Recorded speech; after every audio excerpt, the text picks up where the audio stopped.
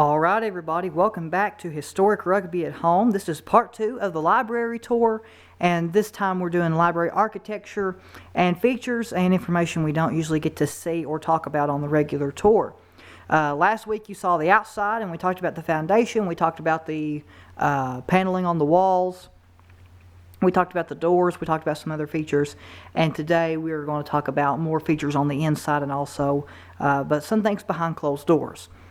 Well, as you'll notice here along the back wall, there is no window in the back wall. As you noticed in the other video, on the back side of the library, there's no window because that's a wall shelf that we have there. And then we also have these two freestanding shelves in the middle, and then there's shelves all around the wall that go all the way up. Shelves all around. You see the two big windows here. Something interesting about these shelves is that they were actually built for the books as the books came into Rugby. So when the books were being donated for the library, they would come in boxes in these big wooden crates.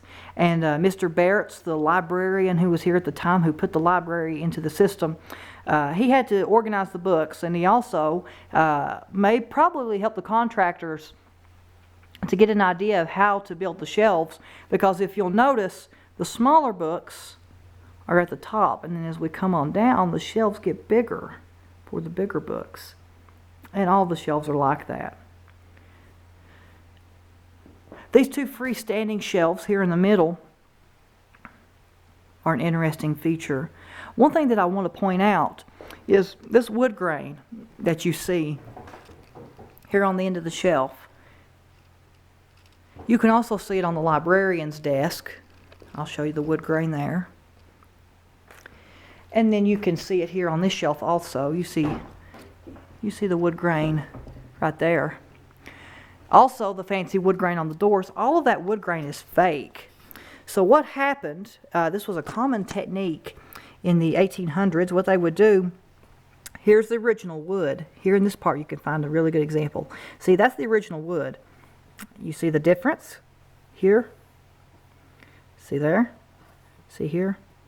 What they would do, they would take a piece of cheap wood, probably pine or poplar, tulip poplar, common in the area, and they would take that cheap wood and they would first paint a cream color underneath. So these shelves underneath are a cream or a white color, and then the doors were the same way. And what they would do, they would take after that cream paint dried, they would take and put a thin coat of brown paint or brown stain, a very, very thin coat. And while that brown stain was still wet, what they would do, you can see the wood grain here, they had a brush, and they would brush these strokes in. You can see how these strokes are. They took a brush, and they would brush these strokes in. So it's faux wood grain. It's taking a piece of inexpensive wood and it is making it look like a more expensive piece of wood. So they're trying to make this look like mahogany, or they're trying to make it look like walnut. But they did a good job, and that was a very common technique in the 1800s. Take a piece of cheap wood, make it look like a more expensive wood. Also on the shelf we have a photograph of Thomas Hughes. This is the original photograph. His mother gave this to the library as a Christmas present in 1882, and it's hung there ever since except for cleaning purposes. That is the original picture. And we're going to go just through the shelves a little bit and just show you what we have here. Just a small walkthrough. One thing I want to point out is that unlike a lot of libraries that have a rolling ladder, that's a question we get a lot, is how do they get the books on the top shelves? Well, instead of having a rolling ladder like you see in Beauty and the Beast, there was a freestanding ladder. This is a ladder. It's not connected to the shelf. It's just leaning there. And they would set it up just like a ladder you have at your house. And they would set that up. And that's a movable ladder. It's a freestanding ladder, so you could put that in front of any shelf you needed.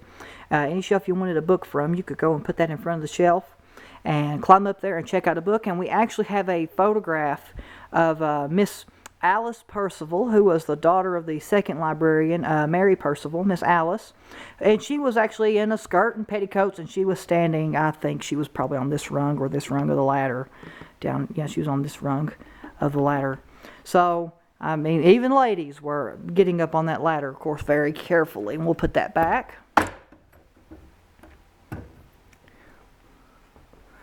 we'll just take a look around these shelves here.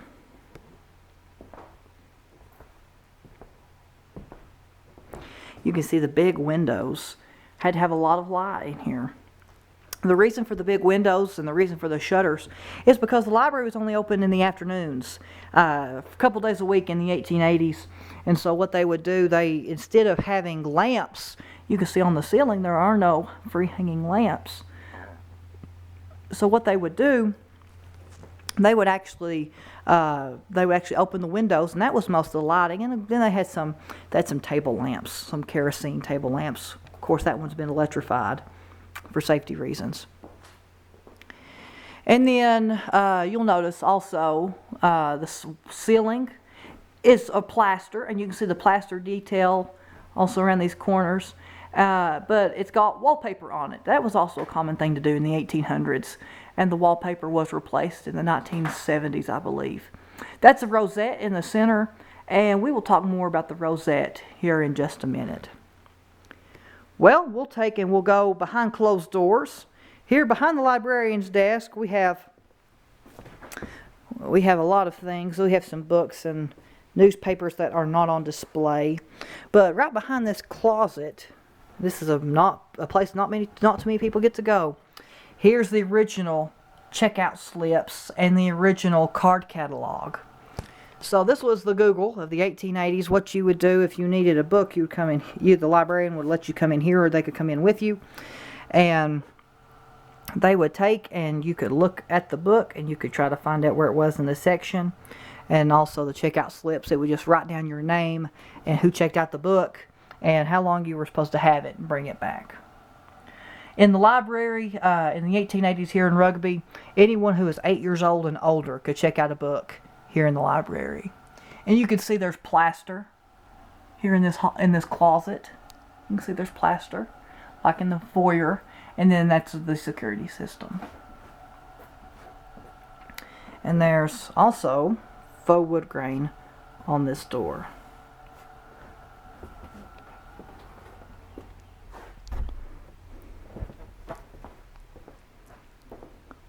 The wood floor is original into the library. We've had it polished a couple times, but this is the original flooring. And then I'll point out this rosette here in the center. I said we were going to talk more about it.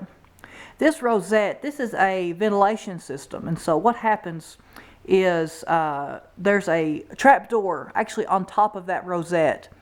And what they would do in the 1880s, there's no air conditioning even in the library today, but what they would do, especially back then, this is how they kept the books from being so stagnant. What they would do, the librarian would go, and there was a trap door on top of that rosette.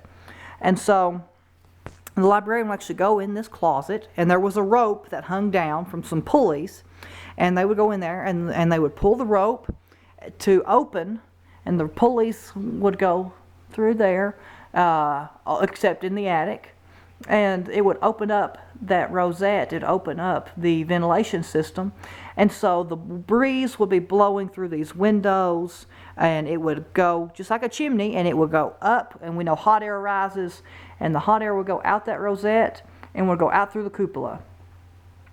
Well, folks, I'm going to go behind this door, and I'm going to go up in the attic. That's a place not too many people see, and so I will see you on the other side.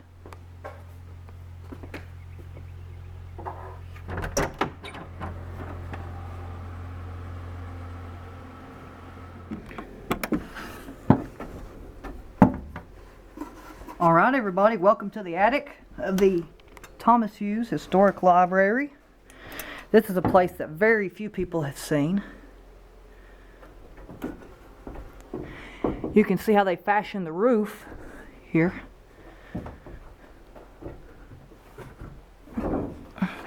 One glorious thing I do want to show you, a window that nobody gets to look out of. It's very rare someone gets to look out of that window. You can see it on the front of the library in pictures. You can see it on the front of the library when you get here. But the window just opens up here into the attic. And we'll look on down. You can see the beams and the trusses that form the roof of the library. Original handiwork that they completed in the 1880s. That piece of terracotta over there is the chimney. Originally there was a wood stove inside the library to keep it warm in the wintertime, and when the roof was replaced some years ago, they decided to take out the chimney, and so the pipe is just left up here. You can also, as we look around here, you can see where the plaster is bubbled up as they were plastering downstairs. So you can see the other side of the plaster here. So now I want to show you the rosette and how the ventilation system worked. So we are underneath the cupola right now. There's the cupola in the library. You can see those shamrock windows. We're underneath the cupola right now. So what the librarian would do, there was a rope that was attached to this trap door. And the rope went down into the closet that I was just in. And the librarian could go in that closet and would pull that rope, and a series of pulleys would open it up. And there's the rosette, and you can see down into the library. And this was the ventilation system that helped to take care of the books, and also probably would have allowed a nice breeze in the summertime. Well, I hope that you have enjoyed getting up close and personal with our own library, and I hope that you will come back to Rugby soon and we'll get a good view of the cupola. Also, there's the cupola. All right, everybody. We look forward to seeing you real soon, and come back for another edition of Historic Rugby at Home. Thank you so much.